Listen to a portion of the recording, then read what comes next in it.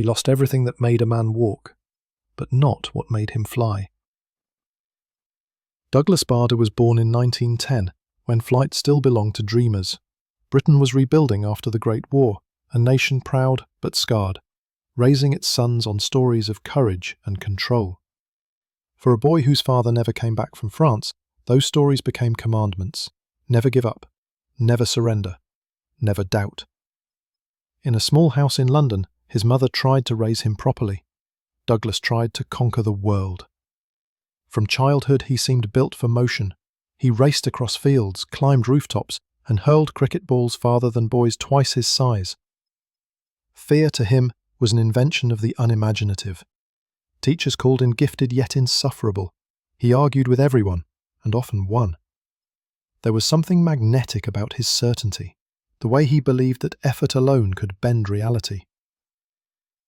When he entered the Royal Air Force College at Cranwell in 1928, Britain's skies were still a gentleman's arena. Flying was elegant, dangerous, and ruled by ritual. Cadets polished their boots until they gleamed, and saluted instructors as if they were royalty. Bader endured the formalities, but came alive only in the cockpit. The first time he took off in a Bristol Bulldog, he felt the machine fuse with him. The rattle of the engine, the vibration through his gloves, the instant when the wheels left the earth and everything below ceased to matter. It was control, absolute and intoxicating. Soon he was famous for it. Fellow cadets admired his skill, envied his confidence, and whispered about his arrogance. He cut corners, challenged orders, and flew lower than regulations allowed. If you can't scare the ground crew, he joked, you're flying too high. The RAF tolerated him because he was brilliant. Brilliance forgave many sins in peacetime. The late 1920s were an age of illusions. Britain between wars, the Empire convinced that another conflict was impossible. Air displays became national theatre, pilots the new knights of modern Britain. Bader fit the role perfectly. Handsome, fearless, and impossible to ignore. He performed stunts after training sessions, rolling his Bulldog so close to the grass that dust rose behind him like smoke. Commanders warned him again and again. He listened, smiled, and did it anyway. Then came the winter of 1931. The airfield at Woodley near Reading was bright with spectators, the crowd expecting elegance, not disaster. Bader planned one more forbidden trick, a slow roll just above the runway. It was reckless even by his standards, a manoeuvre with no margin for error. The aircraft began the roll, but halfway through the engine coughed. The wing clipped the ground. In a blink, the Bulldog exploded into splinters and flame. They pulled him from the wreckage unconscious but alive. Surgeons fought for hours to save him. In the end, both legs had to go. When he awoke, he asked not about his injuries, but about the plane. The doctor told him calmly, "You'll never fly again." Bader stared at the ceiling and replied, "We'll see."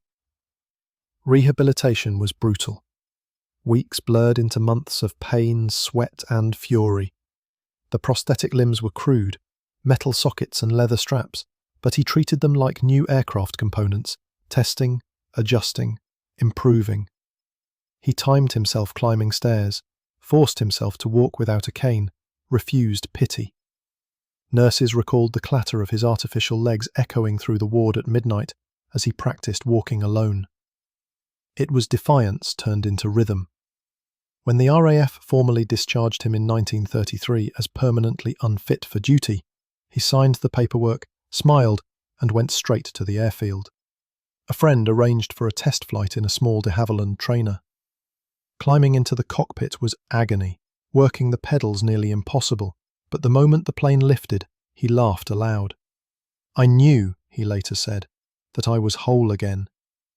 He had no war to fight, no uniform to wear, but he still had the sky, and that, for Douglas Bader, was enough.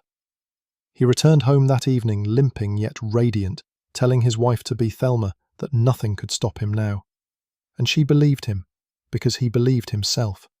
Few men in Britain then could imagine what was coming.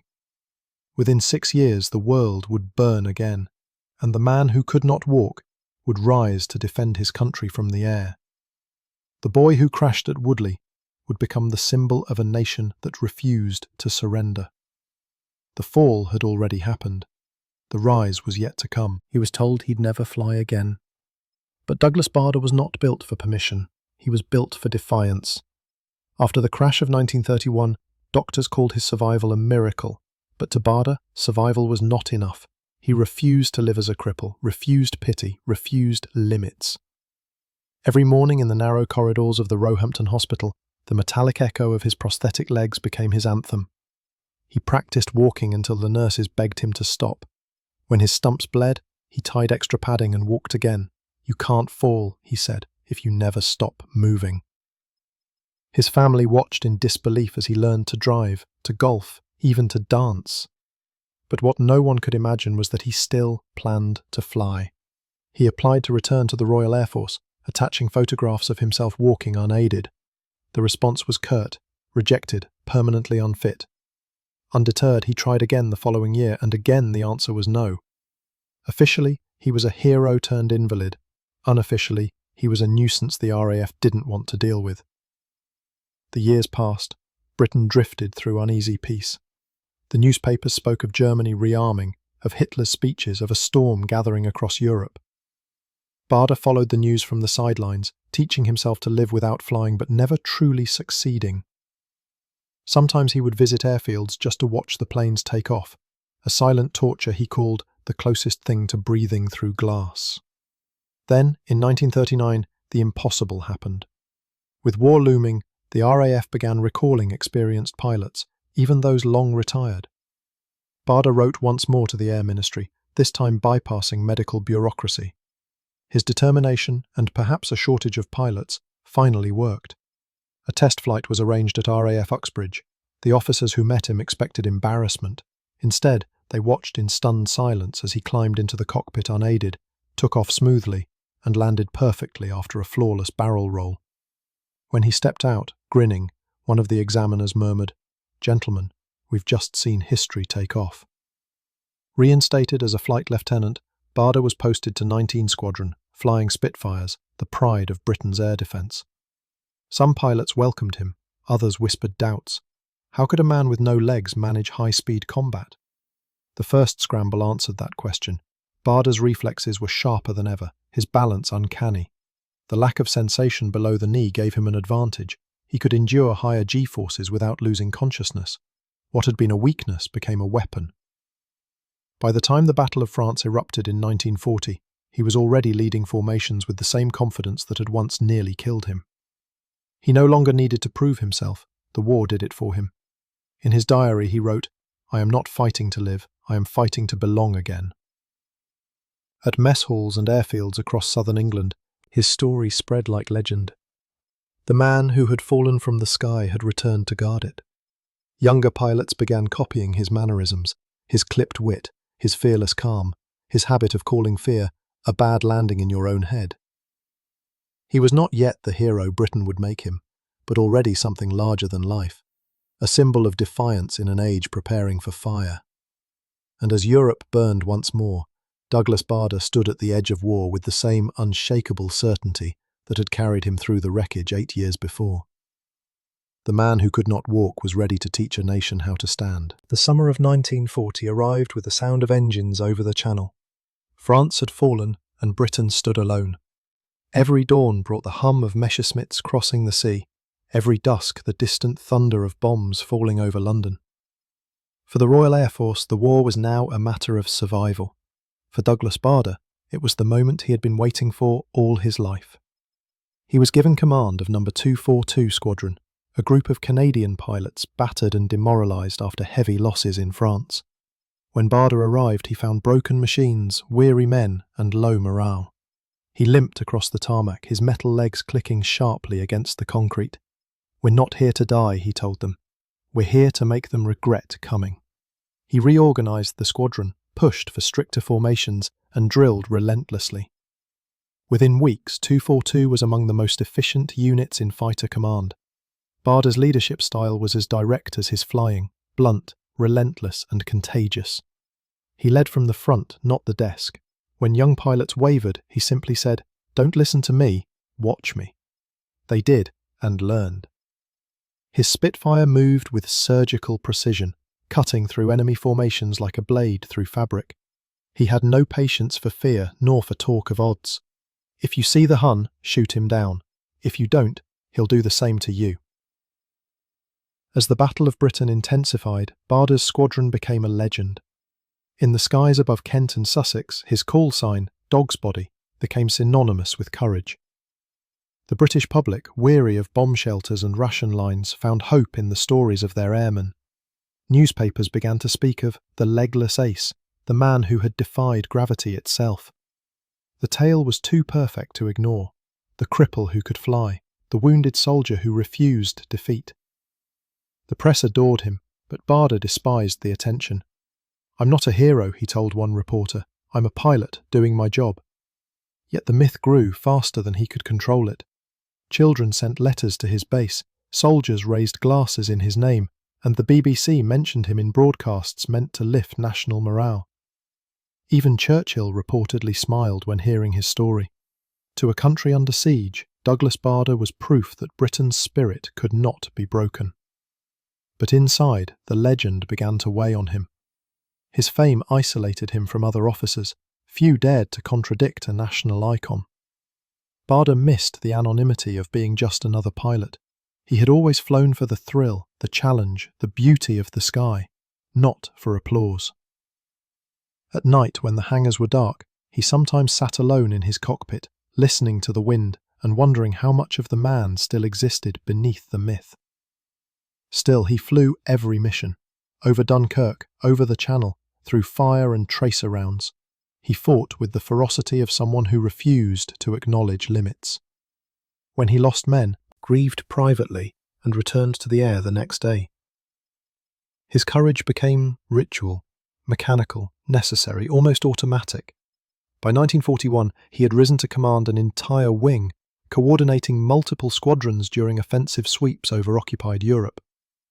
It was no longer about defending Britain. Now they carried the war back to the enemy. His name appeared in dispatches, his kill count climbed, and his legend seemed unstoppable. But Bader, for all his brilliance, carried the same flaw that had followed him since Cranwell. He believed himself untouchable. He had fallen once and conquered the fall. In his mind, fate owed him no second tragedy. When other commanders urged caution, he waved them off. "You can't win a war by waiting," he said. "You win it by flying straight at it." In August 1941, on a mission deep over France, his formation encountered a swarm of German fighters. The radio crackled with chaos. Bader broke formation, a fatal habit, to chase an enemy through cloud cover. The dogfight twisted downward, engines screaming, tracer fire slicing the air. Then, a flash. His tail section sheared away. His Spitfire began to spin. He tried to eject, but his right artificial leg jammed against the cockpit. For a moment he was trapped, half inside, half out, the ground rushing up. He pulled harder, the strap snapped, he was free. A parachute blossomed in the wind. Below, French fields blurred beneath him. Douglas Bader had once again fallen from the sky, but this time into enemy hands. The man who defied gravity was about to test the limits of freedom itself. The summer sky above France was clear when Douglas Bader fell from it. His parachute drifted lazily toward a patchwork of fields below, a strange calm after the chaos of the dogfight. He'd lost his plane, one of his prosthetic legs, and his freedom, but not his composure. Farmers stared as he hit the ground, his right leg gone, his uniform torn and scorched. A German patrol arrived moments later, rifles raised. Bader simply saluted and said, "I seem to have landed rather far from home." They took him to a local hospital in Saint-Omer. His artificial leg was mangled, his stump bleeding, yet he joked with the nurses. Word of his capture spread quickly. Within days, German pilots were whispering the same name their British adversaries spoke with reverence: the legless ace.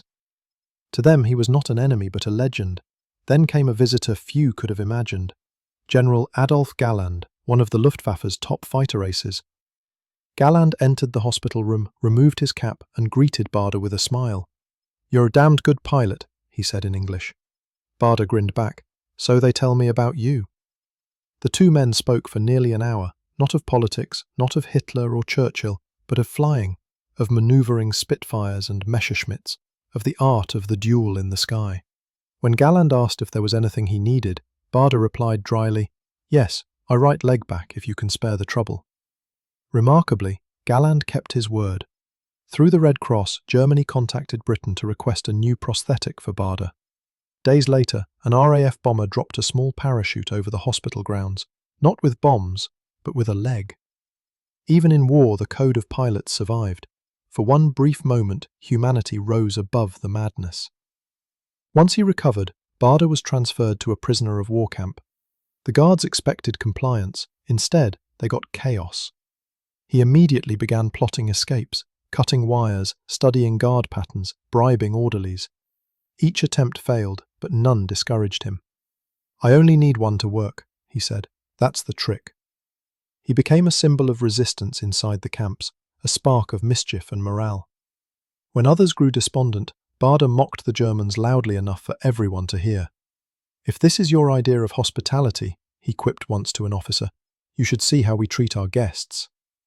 The guards grew exasperated. The prisoners adored him.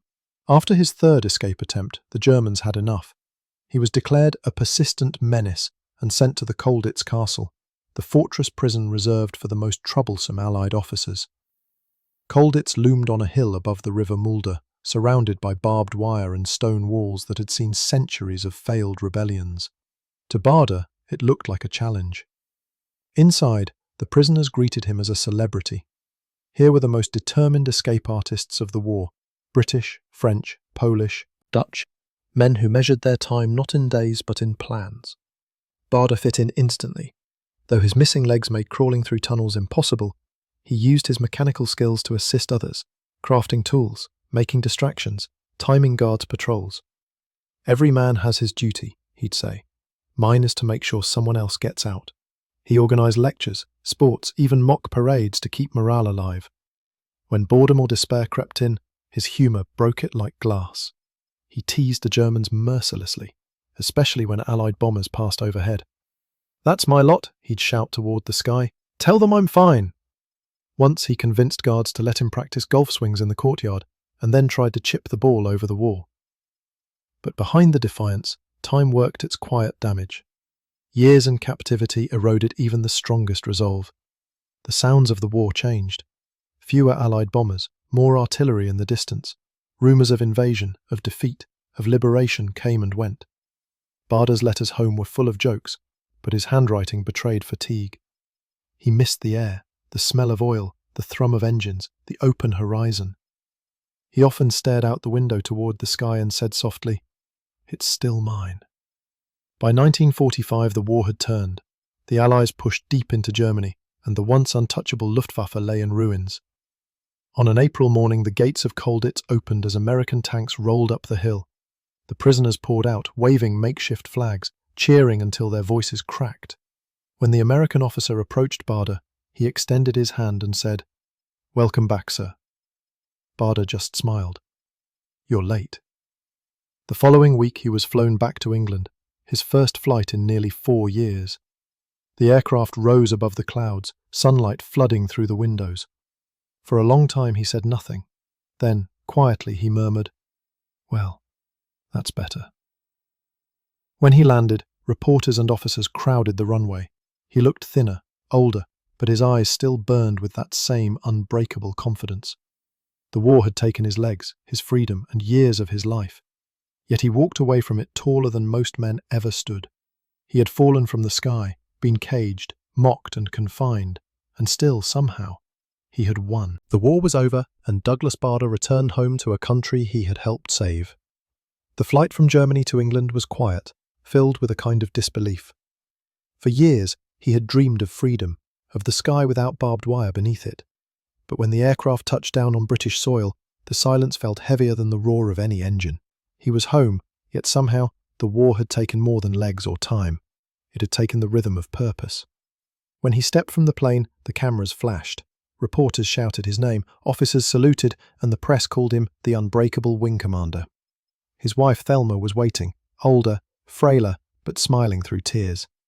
Their embrace was brief, almost shy. They had both lived through different wars. For the next months, Barder was everywhere. Parades, dinners, interviews. He accepted medals with polite detachment, gave speeches about courage and sacrifice, but inwardly, he felt like a relic. "We won," he wrote in a letter to a friend, "but I don't quite know what to do with victory." The country he returned to was weary, grateful, and already trying to forget. He stayed with the RAF for a time, flying Spitfires in demonstrations, lecturing young recruits about discipline and composure. They admired him deeply, but found him intimidating. He had no patience for excuses, no tolerance for fear. "Don't tell me what you can't do," he told a nervous cadet once. "Show me what you can." To those who listened, it was inspiration. To others, it was pressure. Barder didn't care. In his world, strength was the only virtue that mattered. When he finally retired from active service, it was not by choice. The RAF was changing, newer machines, younger men, a different kind of war on the horizon. The age of the Spitfire was over. He accepted civilian work with Shell Aviation, flying to airfields across Europe as a corporate ambassador. The suits and meetings bored him, but the flying, that still gave him life. "Every time I take off," he said, "I'm 20 again." Yet, beneath his wit and defiance, there was a quiet restlessness. The world had no need for wartime heroes in peacetime. His blunt honesty and iron will, once celebrated, now seemed out of step with the polite reconstruction of post-war Britain. He found himself railing against bureaucracy, impatience flickering through every conversation. "The problem," he told one interviewer, "is that peace breeds excuses." Still, he refused to fade into the background. Barder turned his energy toward advocacy, championing veterans and the disabled. He visited hospitals, encouraging amputees to walk, drive, even play sports. His message was never gentle. "Stop feeling sorry for yourself," he'd bark. "You're alive, act like it." Behind the gruffness was a fierce compassion. He knew pain intimately and despised surrender in any form. In 1956, the film Reach for the Sky premiered in London. Kenneth More played him with charm and British stoicism. The film was a national sensation. Audiences wept, applauded, and rediscovered their wartime pride. Overnight, Douglas Barder became not just a hero, but a myth. He smiled at the attention, attended the premiere in his uniform, and afterward told a journalist, "They've made me too damned nice." Despite the fame, his life remained simple. He and Thelma moved to a quiet house in the countryside. Visitors recalled the sound of his artificial legs clicking down the hallway and his laughter echoing through the rooms. He never lost his edge. Even in old age, he drove too fast, cursed bureaucracy, and argued passionately about flying. His friends joked that gravity still hadn't forgiven him. By the 1970s, he was a national institution, knighted for his service to disabled people and aviation. Younger pilots who met him expected solemn wisdom, but got sharp humour instead.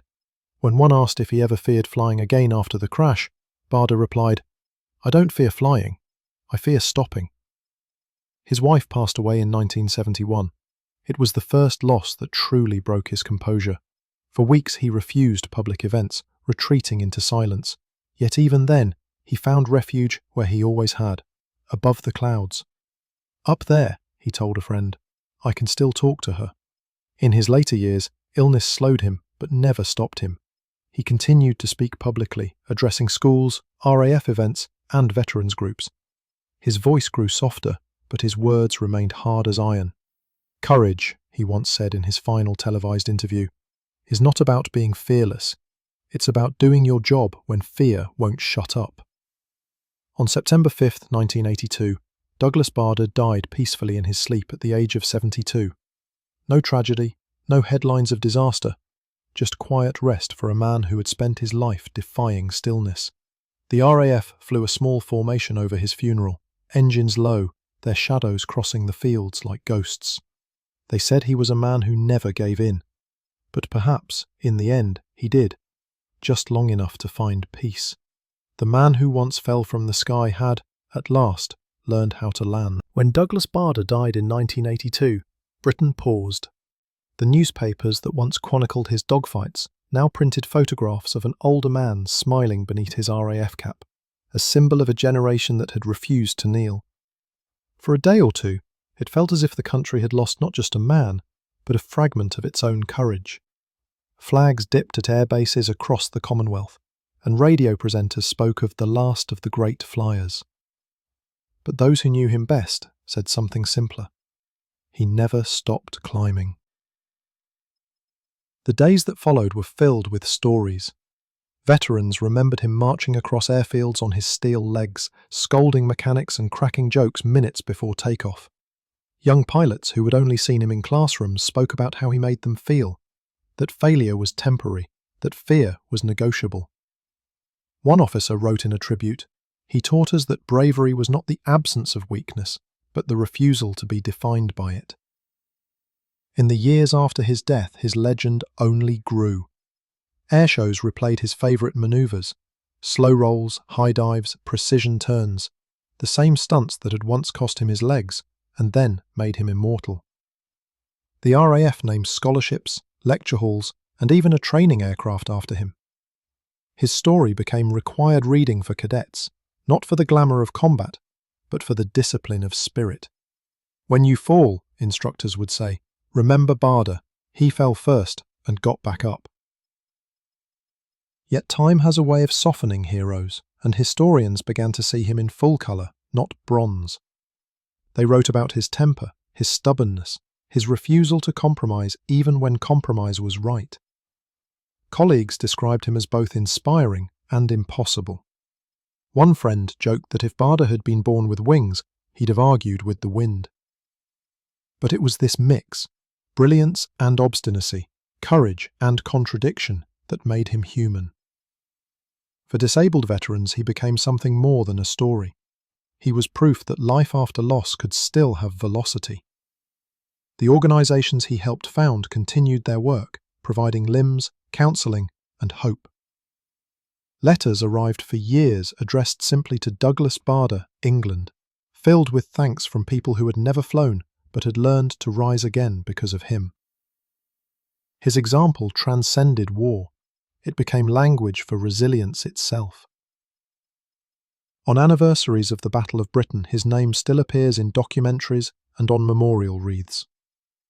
The black and white footage of his Spitfire slicing through clouds plays against the calm narration of time. A young man who once defied gravity, now defying history's silence. In schools and flight museums, children look at his photograph, the confident grin, the unmistakable eyes, and ask, "Is that the man with no legs who flew?" The answer is always yes, but never quite enough. Because Barder's legacy was never about flight alone. It was about a kind of defiance that outlasts wars, the belief that limitations are negotiable, that dignity survives defeat. He lived without sentimentality, refused to be pitied, and demanded the same from others. To a modern world obsessed with comfort, his life is almost alien, a reminder that courage once had edges. Even now, in the sound of an engine climbing into the sky, his presence lingers. Every pilot who grips the stick and trusts the air inherits a trace of him. Every person who stands up after a fall, in whatever form that fall takes, walks, or limps, in his footsteps. Some heroes fade into legend. Douglas Barder refused to. His life did not end in the crash, nor in the camp, nor in old age. It continued, every time someone refused to surrender. In the final reels of Reach for the Sky, the camera shows his Spitfire climbing through clouds until it disappears into sunlight. It's a piece of cinema, and a piece of truth, because that is where he belongs. He fell, he rose, and he never stopped flying.